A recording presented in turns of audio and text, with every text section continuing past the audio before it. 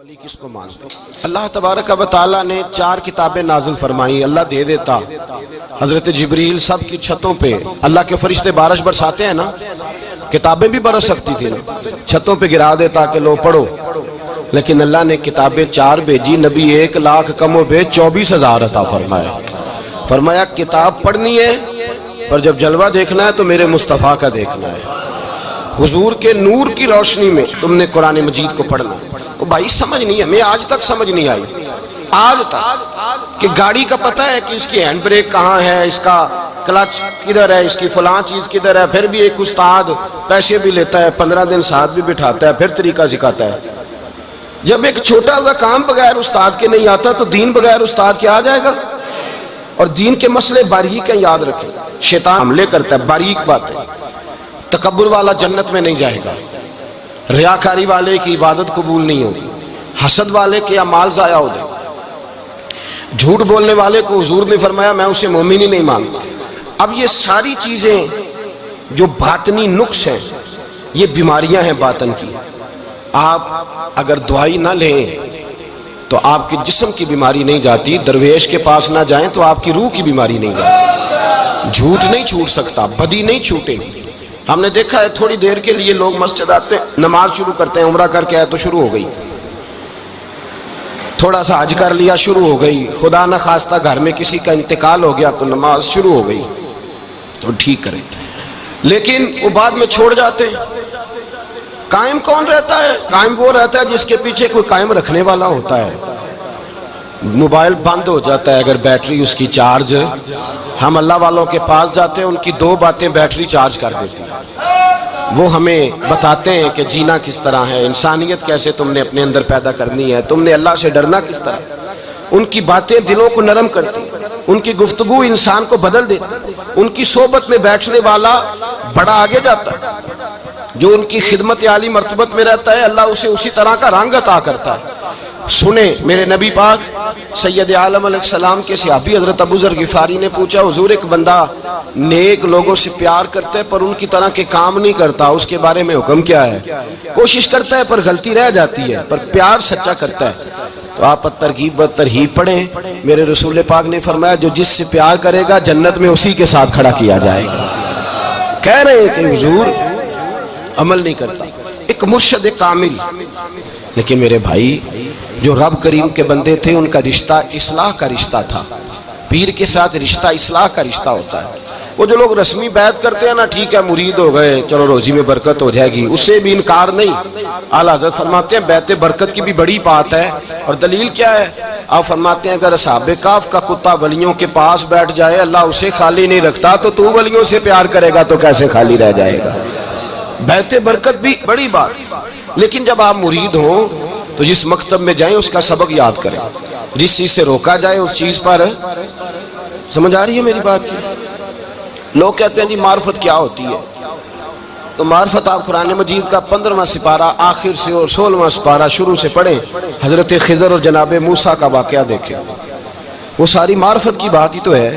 ایک بندہ قتل کر دیا جناب خضر نے، حضرت موسیٰ کہتے ہیں یہ کیا کیا؟ آپ فرمانے لگے یہ اپنے باپ ماں کے لیے تکلیف کا سبب بن جانا لہذا قتل کر دیا، بچوں کی دیوار سیدھی کر دی، یہ ساری تفصیل قرآن مجید میں ہے۔ تو حضرت سیدنا موسیٰ علیہ السلام کہنے لگے یہ کیا؟ فرمایا ان کا باپ بڑا نیک آدمی تھا۔ تو بھائی تفصیل دیکھیں آپ، اللہ والوں کے پاس لوگ جایا کرتے ہیں، ان کے پاس بیٹھتے۔ ہمارے دور کے اندر ایک بڑا غلط کام کرتے ہیں لوگ،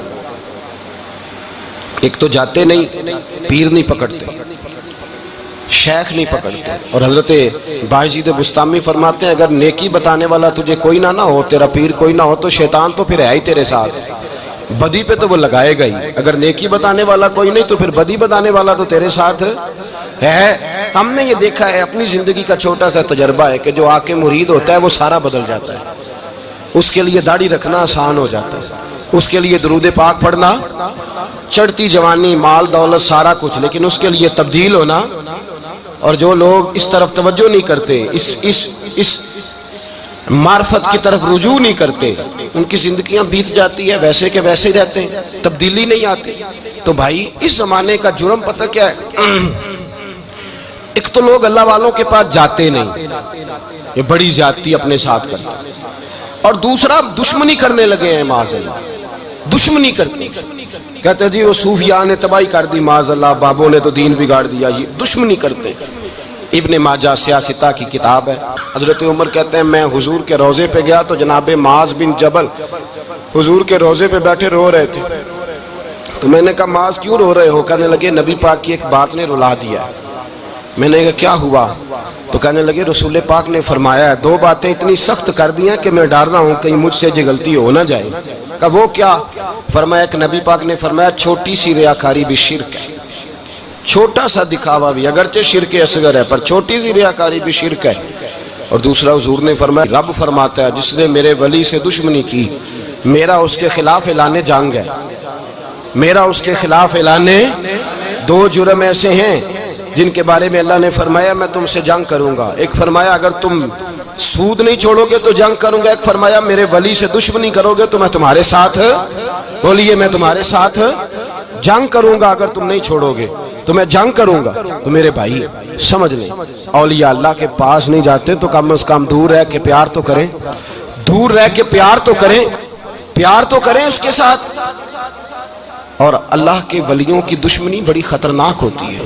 اب یہ جو حضرت معاذ رو رہے تھے نا تو اس کی شرح میں حضرت حکیم الامت نے لکھا ہے حضرت معاذ کہنے لگے کہ میں رو اس لیے رہا ہوں کہ ایسا نہ ہو کہ میں کسی بندے کی بے ادبی کر دوں اور وہ اللہ کا ولی ہو، تو میں رو رہا ہوں کہ کہیں کوئی بات نہ مجھ سے نکل جائے۔ لوگ فار باتیں کرتے ہیں، فار لوگ ایک منٹ کے اندر بڑے بڑے لمبے چوڑے اعتراضات کرتے ہیں۔ تو بھائی اللہ کے ولیوں کے ساتھ پیار کریں، ان کی صحبت میں جائیں، ان کے پاس بیٹھیں، ان کی سنگت اختیار کریں، ان سے اپنی روح اور قلب کے لیے دعائی خریدیں، جو وہ پرہیز بتائیں وہ پرہیز کریں، پھر دیکھیں اللہ تبارک و تعالیٰ آپ کو نماز میں اطمینان عطا کرے گا، قرآن پاک میں دل لگے گا، درود و سلام کا موقع ملے گا۔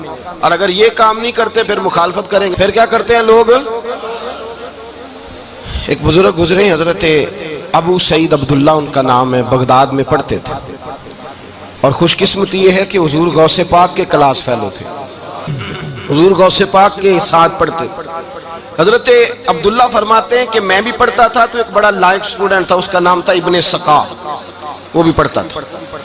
فرماتے ہیں بغداد میں شور ہوا کہ ایک محمد غوث نام کے بزرگ آئے ہیں بغداد، ان کی کرامت یہ ہے کہ وہ ایک منٹ کے لیے موجود ہوتے ہیں اور اگلے منٹ وہ غائب بھی ہو جاتے ہیں۔ فرماتے ہیں شوق پیدا ہوا، میں حضرت غوث اعظم شیخ عبد القادر جیلانی اور ابن سقا ہم تینوں نکلے بابا جی سے ملنے، اور یہ آج سے 1000 سال پہلے کی روایت ہے۔ کہتے ہیں ہم سبق بھی پڑھا کرتے تھے اور کا دیدار بھی کرا کرتے تھے، ہم دیدار بھی کرتے تھے اللہ کے ولی، دونوں کام کرتے۔ فرماتے ہیں ہم دونوں جب تینوں نکلے نا تو ابن سقا رستے میں کہنے لگا بڑا ولی بنا پھرتا ہے معاذ اللہ، ایسا سوال کروں گا اسے جواب ہی کوئی نہیں آئے گا۔ آپ فرماتے ہیں میں نے کہا نہیں جی میں سوال تو میں بھی کروں گا، سوال تو بولیے سوال تو میں بھی کروں گا، پر میں دیکھوں گا وہ جواب کیا دیتے ہیں، دیکھوں گا۔ کہتے ہم دونوں بات کر کے خاموش ہوئے تو حضرت شیخ عبد القادر کی طرف نظر ڈالی، کہا آپ نہیں سوال کریں گے؟ تو غوث اعظم فرمانے لگے میں سوال نہیں کروں گا، بس رب کے بندے کا دیدار کروں گا، بس اللہ کے بندے کا دیدار کروں گا۔ اور فرماتے ہیں کہ ہم پہنچے بابا جی کے کمرے میں گئے تو بابا جی موجود تھے، ہم جا کے بیٹھے تو بابا جی غائب ہو گئے۔ تھوڑی دیر گزری تو آئے، سلام کے بعد پہلے لفظ پتہ ان کے کیا تھے؟ کہنے لگے ابن سقا تو کیا کہتا تھا ایسا سوال کروں گا جواب نہیں آئے گا؟ میں تیرے اندر سے کفر کی بو دیکھ رہا ہوں، کفر کی بو دیکھ رہا ہوں، تو رب کے بندے سے دشمنی کرتا ہے۔ اور فرمانے لگے او ابو عبداللہ تو کہتا تھا کہ میں دیکھوں گا وہ کیا جواب دیتے ہیں۔ فرمایا تو کافر تو نہیں ہوگا پر دنیا دار ضرور ہو جائے گا۔ کہتا پھر بابا جی نے رخ پھیرا غوث پاک کی طرف اور کہنے لگے عبد القادر تو کہتا تھا میں رب کے بندے کا دیدار کرنے جا رہا ہوں، فرمایا جا میں تجھے دعا دیتا ہوں جب تک تیرا قدم نہیں لگے گا اللہ کسی کو ولایت عطا نہیں کرے گا، جا میں تجھے دعا دیتا ہوں جب تک تیرا قدم نہیں لگے گا رب کسی کو ولایت۔ حضرت ابو عبداللہ فرمایا کرتے تھے ہم آ گئے، ابن سقا پھر نہ مانا، کہنے لگا نہیں نہیں ایسے ہی بات کر دی ہے، اس تو کوئی علم غیب ہے معاذ اللہ۔ کہتے ہم نے دیکھا وہ سب سے بڑا عالم بنا، مناظر بنا، بڑی تقریریں کرتا، واضح کرتا۔ پھر وہ روم چلا گیا، روم کے بادشاہ نے اسے وزیر اوقاف بنا لیا۔ پھر ایک دن روم کے اس عیسائی بادشاہ کی بیٹی اسے پسند آ گئی، کہنے لگا میں نے شادی کرنی ہے۔ کہتے ہیں بادشاہ کہنے لگا کر دوں گا شادی، پر تجھے عیسائی ہونا پڑے گا۔ کہتے ہیں مارا قسمت کا معاذ اللہ ثم معاذ اللہ، نقل کفر کفر نہ باشد، عیسائی ہو گئے۔ آپ فرماتے ہیں مجھے بھی ایک بادشاہ نے بلا لیا، اس نے مجھے بھی ایک عہدہ دے دیا، میری بھی دنیا میرے کانوں تک آ گئی، بڑی جان چھڑاتا ہوں دولت سے، مال سے، شہرت سے، پر میری چھوٹتی نہیں۔ آپ فرماتے ہیں ہوش اس دن آئی جس دن بغداد کے منبر پر بیٹھ کر اور 70,000 کے مجمع میں کھڑے ہو کے غوث اعظم نے فرمایا آؤ بھائی، جس نے ولایت لینی ہے عبد القادر کے پاس آؤ، میں قدم رکھتا جاؤں گا، اللہ ولایت عطا کرتا چلا جائے گا، آؤ میرے پاس میں ولایت دیتا ہوں۔ ہر مشکل دی کنجی یارو ہاتھ مرداں دے آئی، تے مرد نظر کرے جس ویلے مشکل رہے نہ کائی۔ لوگ دشمنی کرتے ہیں، اللہ والوں سے اللہ ملتا ہے، اللہ کے بندوں سے معرفت کا حسن ملتا ہے، اللہ کے بندے بیعت اپنی کرتے ہیں، جھکاتے اللہ کی بارگاہ۔ اللہ تبارک و تعالیٰ کے بندوں کے پاس بیٹھنے سے رسول اللہ کا پیار ملتا ہے، اللہ کے بندوں کی صحبت حضور کے دروازے تک لے جاتی ہے، رب کریم کے بندوں کی صحبت عاجزی سکھاتی ہے، اللہ کے بندوں کے پاس بیٹھنے والے اللہ اللہ کرنے لگتے ہیں، رب کریم کے بندوں کے پاس بیٹھنے والوں کو سجدے کا نور حاصل ہوتا ہے۔ اور میرے بھائی اگر تو نے کسی کے ہاتھ میں ہاتھ دیا ہو تو ملے گا کیا؟ ملے گا کیا؟ خواجہ نظام الدین محبوب الہی رحمت اللہ علیہ کھڑے تھے، تو ایک آدمی حلوائی کی دکان پہ کچھ چیز لینے آیا، کوئی درویش سادہ سا آدمی چھوٹی سی مسجد سے نکلا، حلوائی سے کہا دے دے، حلوائی کہا چل دوڑ جا، تو روز آگے کھڑا ہو جاتا ہے، جب سارے آتے ہیں تب آیا کر، غریب گاہک تھا نا تو حلوائی نے جھڑک دیا، اس درویش کو جوش آ گیا، کہنے لگا میرے ساتھ بدتمیزی نہ کرنا ورنہ میں تیری دکان الٹ کے رکھ دوں گا، میں تیری دکان الٹ دوں گا۔ کہنا چل دوڑ جا، بڑے دیکھے ہیں تیری طرح کے دکان الٹنے والے۔ حضرت نظام الدین محبوب الہی گزر رہے تھے، حلوائی کی نظر پڑی تو دوڑ کے دست بوسی کرنے آیا، کہنے لگا حضور السلام علیکم۔ آپ فرمانے لگے اس کے ساتھ بد اخلاقی نہ کر، تیری دکان واقعی الٹ جائے گی۔ کہا حضور کس طرح؟ یہ تو ایسے ہی سادہ سا ہے۔ آپ فرمانے لگے یہ بھی سادہ ہے، اس کا پیر بھی اسی طرح کا ہے، پر دادا پیر بڑا باکمال ہے، وہ جس کے ہاتھ میں اس کا ہاتھ ہے وہ بڑا باکمال ہے۔ فرمایا وہ تیار کھڑا ہے، وہ کہتا ہے چلو نالائق ہوا تو کیا ہوا، بچہ تو ہمارا ہی ہے نا، کہہ دے گا تو الٹ دیں گے، بچہ تو ہمارا ہی ہے نا، مجھے دشمنوں نہ چھیڑو، میرا ہے کوئی جہاں میں ابھی پکار لوں گا، نہیں دور ہے مدینہ۔ یہاں کوئی لاوارث لوگ بستے ہیں، خدا کے فضل سے ہم پر ہے سایہ غوث اعظم کا، ہمیں دونوں جہاں میں ہے سہارا غوث اعظم کا، خدا دے گا منادی حشر میں یہ قادریوں کو، کہاں ہے قادری کر لے نظارہ غوث اعظم کا۔ اور اس سے مراد ہر پیار کرنے والا ہے، صرف سلسلے میں آنے والا نہیں، ہر پیار کرنے والا قادر۔ بھائی سمجھ لے، یاد رکھیں، اس بات کو پرکھیں، اللہ والوں کی صحبت تو انسان کو کمال کر دیتی ہے، وہ تو نواز دیتی ہے، وہ تو نورن۔ ایک بات اور ہے، کچھ لوگ کہتے ہیں کتنی فرما برداری کرنی چاہیے پیر کی؟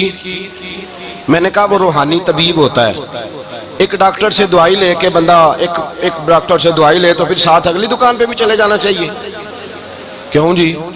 کی پتہ کتھوں رام آ جائے، ایک سے دوائی لی پھر ساتھ ہی اگلی دکان پہ، پھر اس سے اللہ جانے کہیں سے شفا مل جائے، کدھر سے شفا مل جائے۔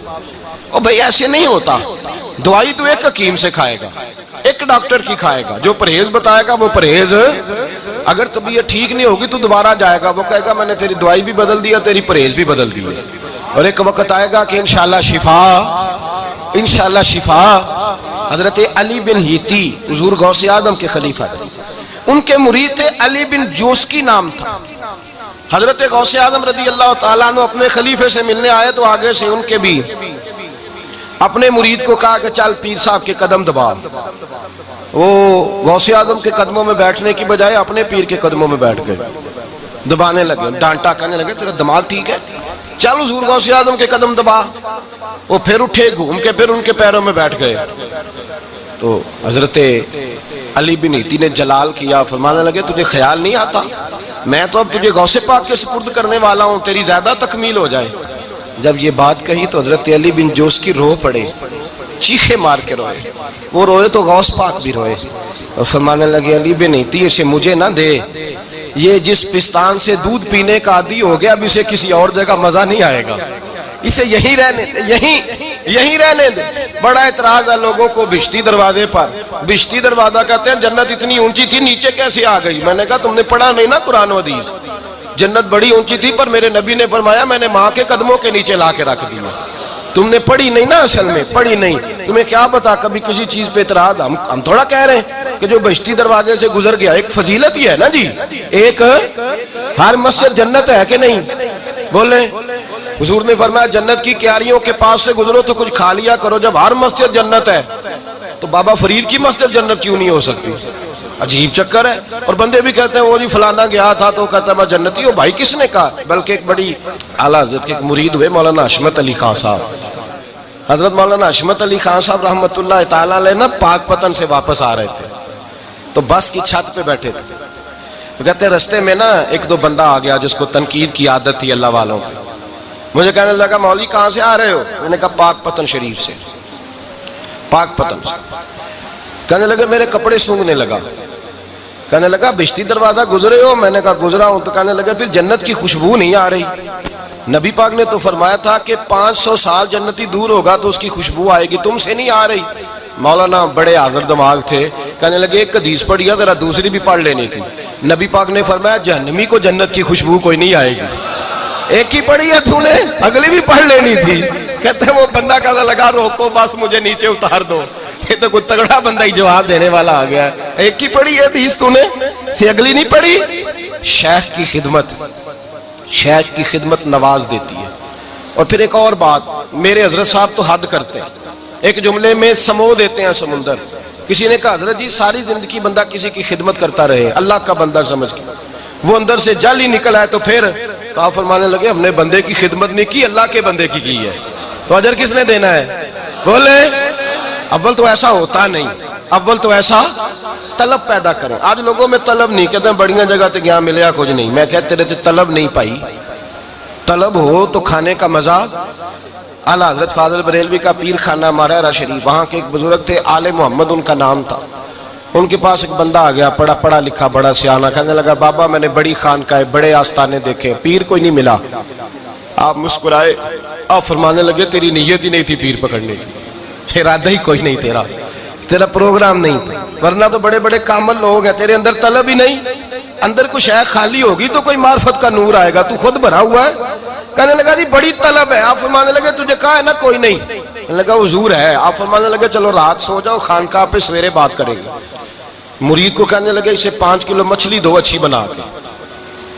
مریدوں نے مچھلی دے دی، پانی کوئی نہیں دیا، ساری رات تڑپتا رہا اور باہر سے کنڈی بھی لگا دی۔ سویرے حضرت آل احمد آئے، دروازہ کھولا، قدموں پہ گرا، کہنے لگا حضرت جی پانی، حضرت جی پانی پانی پانی۔ آپ فرمانے لگے سلام تو لے لے پہلے۔ کہنے لگا نہیں حضور پانی پانی۔ آپ فرمانے لگے بتا مچھلی کہے گا حضور پہلے پانی پہلے پانی۔ حضرت نے ایک جملہ کہا، رب کے بندوں کی ایک بات کمال کر دیتی ہے، فرمایا پتہ چلا طلب کیا ہوتی ہے؟